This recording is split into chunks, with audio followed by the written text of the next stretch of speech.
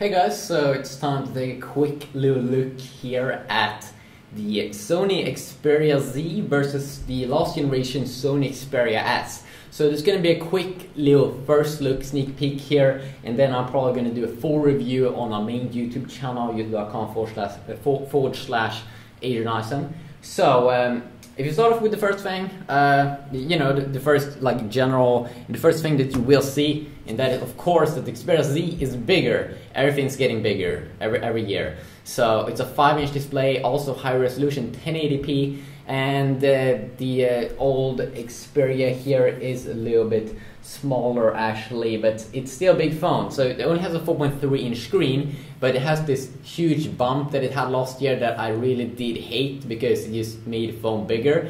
But 4.3-inch screen, that's something that you might want to know. It's also a lot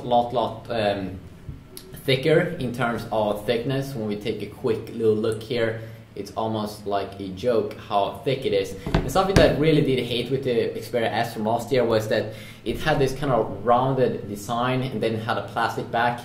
And if of course we can remove the plastic back, I'm pretty sure, and remove the battery or something. But the thing with this rounded off design on the back really made this device horrible, because when you had it on the table like this and were using the device, if to zoom in and stuff, it did move around, because when you tap somewhere, that sucks. Okay, that really did suck hard, and that it had this huge bump down here. It really made this device kind of horrible, and then they had some weird design things, like they had made the power on button on this big device at the top, which is something that a lot of Android developers right now is doing. So the power on button is on the sides, so that's also something that you will see on the Xperia Z, because the power on button is located on the right side. Okay, so very easy to reach right there in the middle, and also same with the home keys, very easy to reach. And then you don't have any keys here at the sides, so of course that's very nice. And also what's very impressive here with the Xperia Z is not just the screen here, but that it comes with glass on the back and also of course on the front, and then have some kind of rubber materials around the sides. And then of course for every single, if you want to charge this device, you need to remove this little thing, and same if you want to insert an SD card, because it doesn't have a removable battery, but you can insert a micro SD card to expand the memory if you really want to do so. And then of course here on the right side also you can insert your SIM card. And also two very cool things about the Xperia Z, of course, is that it's dust and water resistant, so you can put this in the water and do some other crazy stuff with it. It also comes pre-installed with the screen protector actually, that I have removed right now. So you can see, you can't see the Sony logo here at the top, but if you want to know how to remove that, I will have a video about that on my Xperia Z tips and tricks YouTube channel.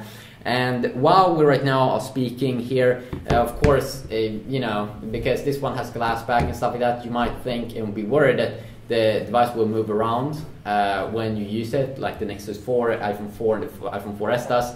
No, that's not the case, because the cool thing about the Xperia Z is that this rubber little thing here, it will make so the device become very stable when you have it on the table, so it doesn't move around. So something that I love so much.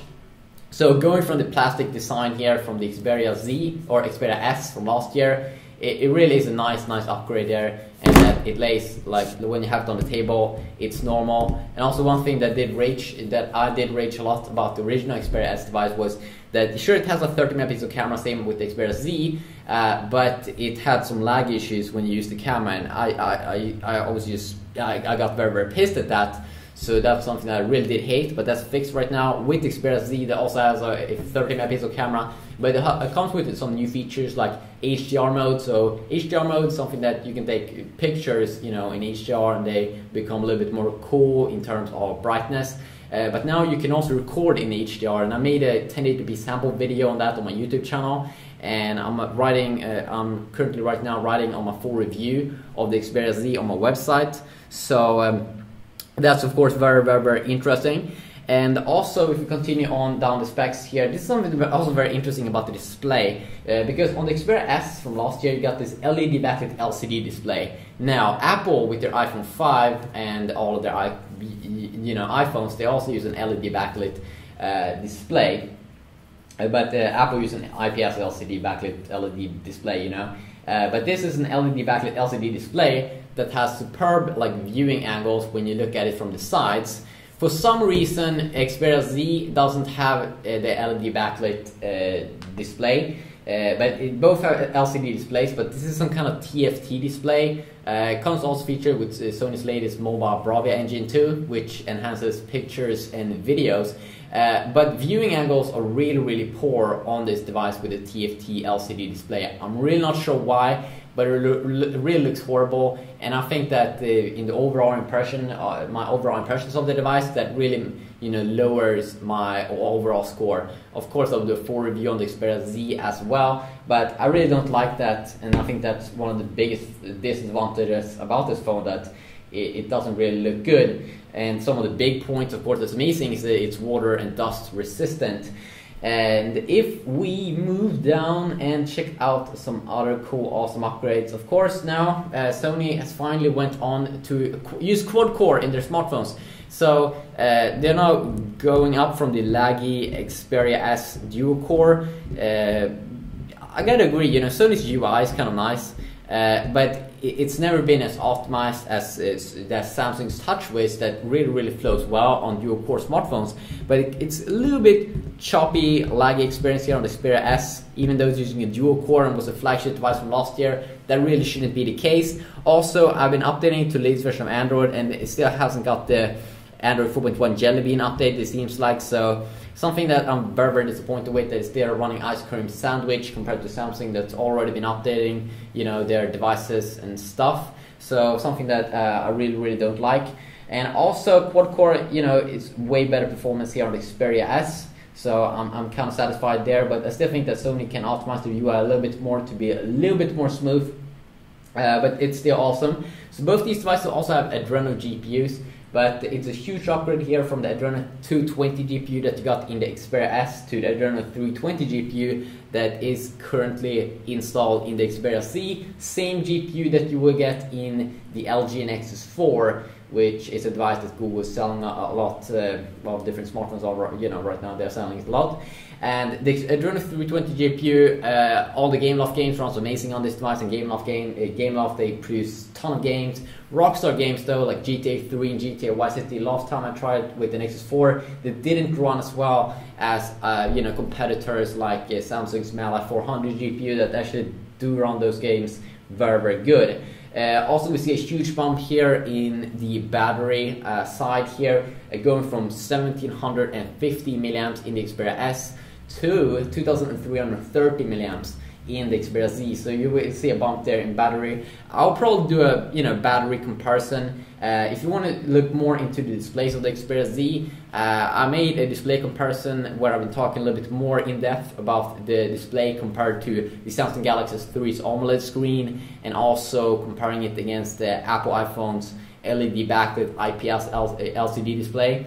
So you can take a look at that. And of course, I've only been having the Xperia Z for a few days, and I haven't had time to dig in that much deep into the software, or try out the GPU, or try out Sony's whole new OS here, or not whole new operating system. I mean, of course, both these are rocking Android, but that they come now in different versions. Of course, that the Xperia Z, when you buy it, you will get Android 4.1 Jelly Bean. Right now, 4.1.2, while I'm rocking Xperia S 4.0.4, which is Ice Cream Sandwich. Also, a big thing here is that you will get the Xperia Z, of course, in a 4G variant. So you will have superb, speeds when you are surfing the web. And also that you do get this kind of screen protector already on the device. I can also show you one other cool thing that you will get with Xperia Z when you buy it. And this was something that I got along with the device. And that is actually, you get this kind of dock. So you can actually dock the device like this. Oops. and then you can charge it like that. If you don't want to play around with opening this thing up and put in a USB to charge up the device, if you just want to plug it in here, it will use these two connectors on the side, which is extremely nice when you want to watch movies, play games, and read stuff. It's pretty sweet actually, even though it's kind of like angled. And then also I like the build quality here, that it's better. So this was just a quick little look here and quick preview of the Xperia Z versus the Xperia S. Hopefully you do know now a little bit more about these two smartphones. So if you want to see anything specific, please tell me that in the comment section down below. And also it seems like the camera button, the dedicated camera button, has disappeared from the Xperia C. That was something that I quickly discovered right now. So yeah, you just have an awesome day, and I'll see you all in the next video. Yeah, peace.